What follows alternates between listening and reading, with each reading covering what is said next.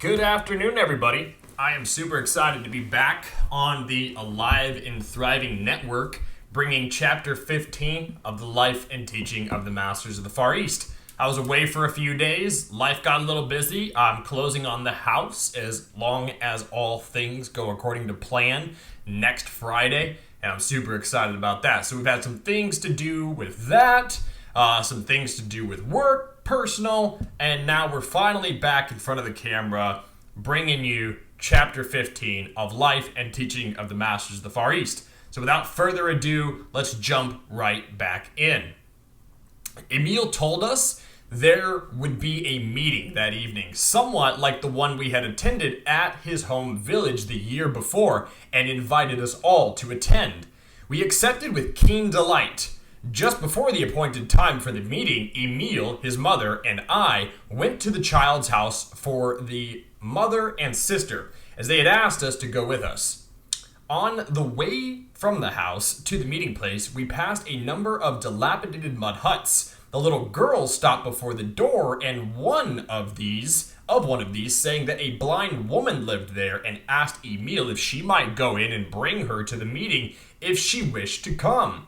This he gave her permission to do. The girl opened the door and stepped into the hut, while we stood there waiting outside. In a few moments, she reappeared in the doorway and said the woman was afraid and motioned for Emil to come to her. He went to the door and they conversed for a few moments. Then both entered the place. Emil's mother said, "That child will yet be a power for good among these people, for she has the ability and determination to carry out whatever she undertakes. We have decided to let her handle this in her own way, except that we direct and assist her, guided by what we perceive as the thing best suited to give her more confidence in herself. Let us see the method she takes to induce this woman to be present at the meeting. The fear that these dear ones hold towards us is beyond belief. Many are moving away from the vicinity of the little one's home. When you would think they would besiege us to assist them in obtaining homes like it. This is the reason we are obliged to be so careful of their feelings. While we desire to lift them all from their surroundings, as we did those dear ones, they flee from us at the first sign of our approach." I asked how she was able to help the child and her parents as she had. She answered, "That was through the attitude of the child, and through her we could help them all. She is the balance wheel in that household, and through her we will reach this dear soul and many more here," indicating the huts that were about.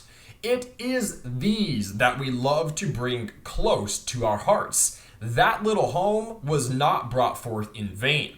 Here, Emil and the girl appeared, saying that the woman wished the girl to wait for her, and they would come on in a short time. So we went on, leaving the girl with the blind woman. When we arrived at the meeting place, nearly everyone had assembled, and we found that the high priest of the monastery was to be the head spokesman of the evening. We were told that Emil had met this Lama about 18 months before, and a warm friendship had been formed at that time. This meeting had been arranged, and we were there at the Lama's special request. This had been the occasion for their visit for us the last day on the desert. We were also told that the governor was next in authority under this man. A number of the surmises of our leader were confirmed, but our friends showed no fear whatever. Emil said that both of these men were going to be their close friends from that time on, and that it was seldom that they were able to reach those as high in authority as these two, but they were content to let the matter move on slowly. We were told that the preceding evening was the third time that Jesus and Buddha had appeared visibly to them to help them, and they seemed pleased that we had been there to witness the scene. They did not seem, however, to look upon it as an added triumph, but as an opportunity to enable them to cooperate and work with these people. At this time, the girl entered, leading the blind woman. She found a seat for her charge, a little to the rear and to one side of the room, and after the woman was seated, the girl stood facing her, holding both of her hands, and in a moment, she stepped forward as though she were speaking to the woman in a low voice. Then she straightened up and, letting go of the woman's hand, placed her little hands over the woman's eyes and held them there for 2 to 3 moments. This movement seemed to attract the attention of everyone in the room, from the high priest down. All arose and stood looking at the child and the woman, while the high priest walked rapidly over and placed his hand upon the child's head. As he did this, the child's frame shook visibly, but she did not change her position. The 3 remained thus for a few moments. Then the child removed her hands and cried out joyously, "Why, you are not blind at all! You can see!" She pressed her lips over the woman's forehead, then turned and walked over to our chief. She seemed somewhat bewildered and said, "I spoke in your language. How did I do that?" Then she said, "Why does not the woman see she is not blind anymore? She can see." We looked again at the woman. She had risen, and clasping the robe of the high priest in both of her hands, she said, in the native tongue, "I can see." Then she looked around the room with a half-dazed air, saying, "I can see you all." She let go of the priest's robe and, burying her face in her hands, sank back into the seat she had been occupying, sobbing, "I can see, I can see. But you are all so clean and I am so dirty. Let me go away." Then Emil's mother stepped forward, standing directly back of where the woman was sitting. She placed both her hands on the woman's shoulders, and the priest, his hands, but not a word was spoken. Almost instantly, the woman's garments changed to clean new ones. Emil's mother removed her hands from the woman's shoulders. The woman arose and in a dazed, perplexed way looked around. The priest asked what she was looking for, and she replied that she was looking for her old clothing. Then the priest said, "Do not look for your old clothes. See, you are clad in new garments." She stood for another moment as though wrapped in a perplexed thought. Then her face lighted up with a smile. She bowed very low and resumed her seat. We were told that this woman had been blind for more than 25 years and that the blindness had been caused when the eyeballs were pierced by fine shot from a gun in the hands of one of the band of robbers. The excitement had been so great that our party had crowded around. The leader, meanwhile, had worked his way to the little girl, and they were conversing in low tones. He told us afterward that the child spoke English very well. Our hostess had interpreted when the conversation was carried on in the native tongue. Someone suggested that we should be seated at the table. As we began taking our places, the woman arose and told Emil's mother, who had stood quietly at her side, that she would like to go. The child stepped forward, saying she would go with her and see that she arrived home safely. Here the high priest asked the woman where she lived, and upon being told, said she must not go back to that filthy place. The girl said she was expecting to have the woman stay at her house, and arm in arm, they left the room. When we were all seated, the dishes were placed on the table as though by unseen hands. At this, we saw the priest start and look around in wonderment.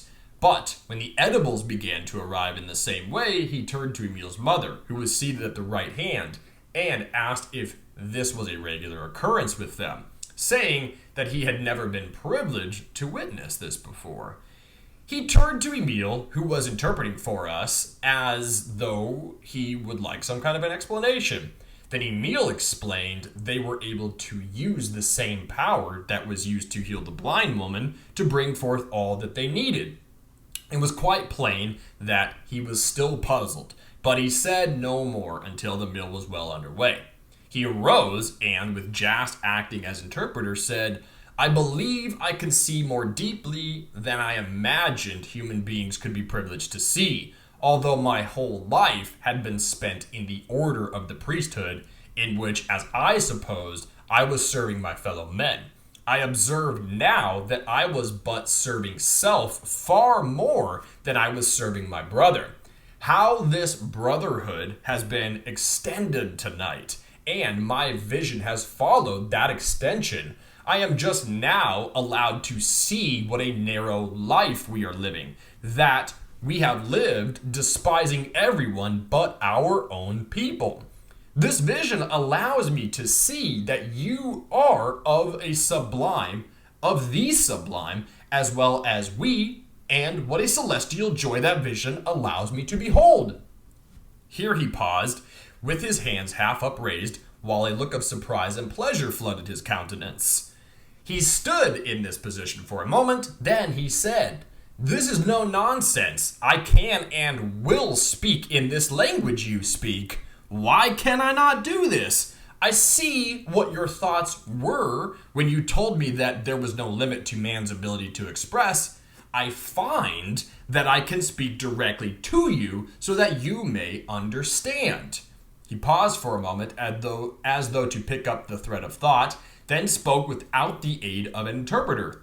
We were told afterward that this was the first time he had spoken in English. He continued, "How beautiful it is to be able to speak directly to you in your own language. With the broader vision this has given me, I am consumed with wonder as to why men look upon any of their brothers as enemies. It comes so clearly that we all must be of the same family, the same source, and the same cause. Would that not determine that there was room for all? If one brother chooses to see differently than we do, why should we say that he must perish? I see we cannot interfere, for if we interfere, we but retard our own development and isolate ourselves. If we do this, our house will fall and crumble about our own heads.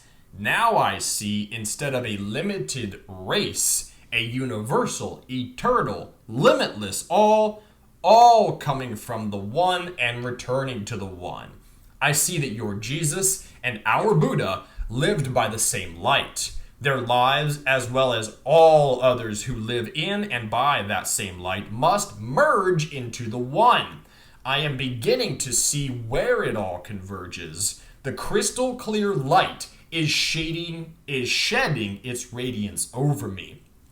I believe that man elevates himself to a regal position, but often, when he has gained that position, he can no more see his brother as regal. He wishes to be regal himself, and his brother to be the serf. Why did that child place her hands on the eyes of that dear one whose eyes were closed? I see now that it was because that child saw more deeply than I, who should have had more knowledge. It is what you call a mighty love. It is the same which caused Jesus and Buddha to stand together, at which I did wonder, but I wonder no longer. Now I see that it does no harm to include you all, for as we include you, we have the good that you have, and that can but benefit us. I can see that the power which will always protect you will protect me. The armor that protects me will in the same way protect you. If it protects you and me, it must protect all. The dividing line has disappeared. What, then, a celestial truth? I see your thought when you say the world is God's world and the near and far places are His. If we see the near and far places together, they will be the same to us. We live in a place surrounded by our own world, not seeing the fact that outside our little world, the whole wide world surrounds us, and that world will help us if we will let it. Then to think that God surrounds one and all. I see now the Holy Brother's thought when he said the doors are to be thrown wide to those who are ready to receive. It is said that man shall not only give ear, but he shall become that which he claims to be. And Sinking self, he shall be immersed in the brotherhood of man. It is deeds, not fine words, that endure. I can see that the way of progress is not only barred by the creeds of others, but by those of ourselves. Each is directly claiming the graces of the Most High, each attempting to build up his own by dismantling and tearing down all others. Instead of using energy to tear down, that energy should go to consolidate the whole. The Most High not only made one nation of one life, but of one life, all the nations of the earth. The time is now come when we must choose between the creeds and the brotherhood of man. Creeds are but the conjurings of man. The faith that moves mountains still slumbers in the seeds of the plan. The height and grandeur are still there for man to attain. The law of enlightenment has preceded that of miracle. This law of enlightenment is the higher law of love, and love is the universal brotherhood. I now see that all that is needed is for each to return to the fountain of his own religion, to remove all false interpretations and cast out all selfishness. In each will be found the pure gold of the alchemist, the wisdom of the Most High, your God and my God, not many gods of many people, just one God. It is the same God who spoke to Moses from out of the burning bush, the same God of whom Jesus spoke when he said that through prayer he could summon legions to sustain him in his hour of mortal struggle in doing the work the Father had given him to do. The same God to whom Peter prayed when he was released from prison. I now see the mighty power that can be summoned to the aid of those who will cooperate in the brotherhood of a consecrated life. Here he raised a glass and held it for a moment in the palm of his hand. He became very still, and the glass crumbled to dust. Then he continued. The armies before Jericho knew of this power when they blew their trumpets and the walls of the city fell. Paul and Silas knew of it when they released themselves from prison. Again, he stood for a moment in perfect silence. The building rocked and swayed. Great tongues of lightning flashed, and two great masses of rock became detached from the mountainside about a mile away and came rumbling down into the valley below. The villagers came running from their houses in terror, and we could scarcely restrain ourselves from doing the same. So violently did the building rock and sway. Then he lifted his hand. All became quiet, and he continued, "Of what avail are armies or navies when man knows that God has the power and that his true sons may use it? We can sweep an army away as a child blows the dust from a thistle. As for great battleships, they may be dissolved like this glass." Here he lifted the plate upon which he had deposited the powder that now represented the glass. He breathed upon it lightly. It burst into flames and disappeared entirely. He again resumed, "These legions come not to do your work or my work or to use man as their instrument. Man may call upon them to encourage, sustain, and comfort him in his work as master of every condition of life. With this power, man may still the waves, control the winds, quench the fire, or direct the multitude. One may use them only as he has mastered them. He may use them for the good of the whole human race, and he may use them to drive home the meaning of man cooperating with God.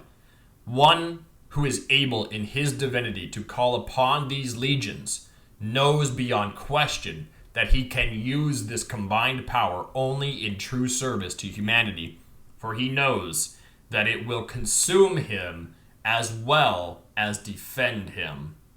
Here the speaker paused for a moment, stretched forth his hands, and in a measured, reverent voice said, "Father, it is our great pleasure to have these, our dear friends, with us tonight. It is with a true and humble heart that we say, 'Thy will be done.' We bless them, and in blessing them, we bless the whole world." He sat down as calmly as though nothing out of the ordinary had taken place, and all our friends were calm. But the members of our party were on tiptoe with excitement. Then the inevitable choir broke forth. "All know the power that's in a name, and man may proclaim himself the king, and then, with humble mien, that man may rule himself supreme."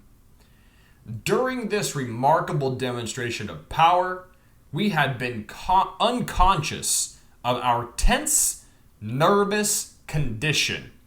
But as the choir finished, we became conscious of this, and we had seemed to need the music to help us relax. When the last strain of music had died away, we arose from the table and gathered around our friends and the priest. This gave the leader and our chief opportunity to ask questions, and the priest, seeing their interest, invited them to spend the night at the monastery with him. They bade us good night and left the room together. We were scheduled to leave at noon the next day. It was arranged that only Jast and Chander Sen should accompany us to our outfitting point, where Emil would join us, and the three would return with us to the village of our winter quarters. After these arrangements were completed, we returned to camp, but did not retire until nearly daybreak. So interested were we in talking of what we had witnessed. Thus ends the reading of chapter 15, Life and Teaching of the Masters of the Far East. So here again, we are given an account of an individual who has recognized that the power of the Almighty, of the universal life force and substance, flows through each and everything, and that we, as humans, were created in that direct image of the Creator. Now, I am of a mind to share that it was not necessarily the anthropomorphic form that was created in that direct image of the Creator. Nonetheless, the anthropomorphic form is an outcropping of the ideal physical body for experiencing third density and fourth density life, and that it is the universally adopted form by which souls occupy a physical space in order to experience said physical space. The thing that was ultimately made in the image of the Creator, the exact likeness, is that animating principle that moves within you, that gives you the ability to wake up each day. That consciousness, that point around which consciousness gathers and begins to take form in the womb of a woman, thus coming into birth. But it is that energy around which consciousness gathers. Now, David Wilcock has gone as far as to trace the science behind this divine creation, and it is the Merkaba. The Merkaba is a photon, and that is enough for you to go and do your own research into the animating principle powering your body.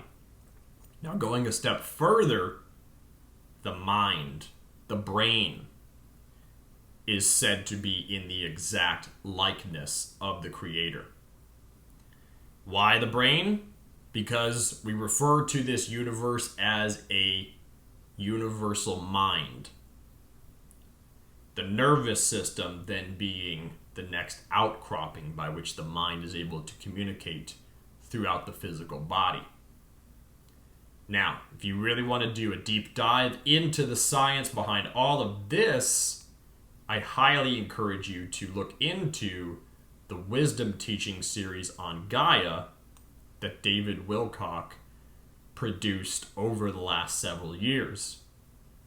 Nonetheless, what we have here in chapter 15 is an example of somebody accepting their divine birthright and then contacting that universal energy that exists and persists through all things, and then using it for the betterment of others, and in this case, for demonstration's sake, for what that which was created may do when it is operating in accordance of harmony with the universal life force energy.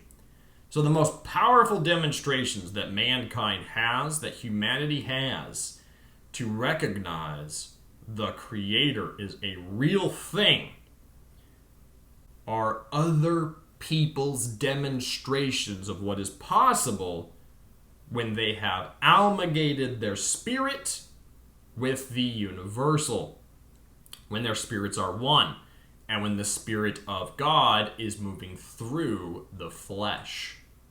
That is what makes an individual irresistible, and that is what makes someone's memory subsist through time. It imprints on the human consciousness, the collective human consciousness, the planet Earth's collective energy field, and stays with us.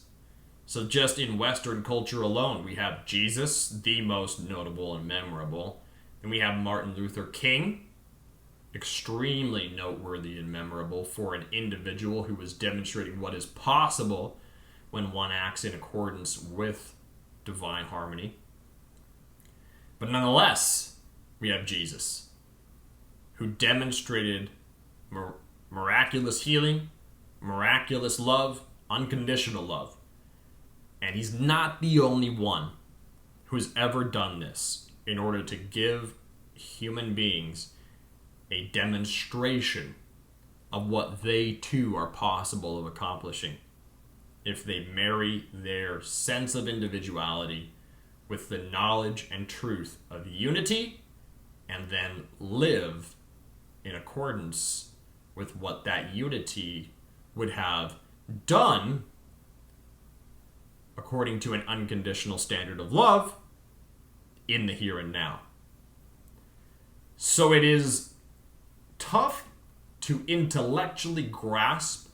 It's not impossible. But if you can follow what I've just said, and if you can take it into your own reality, let it seed your subconscious mind and begin to grow into a tree of life, there will be a day when I, when you, when all of us are able to stand in our own divine birthright and boldly proclaim, "Be ye moved, mountain," and it will be done. Namaste. Have a wonderful Wednesday.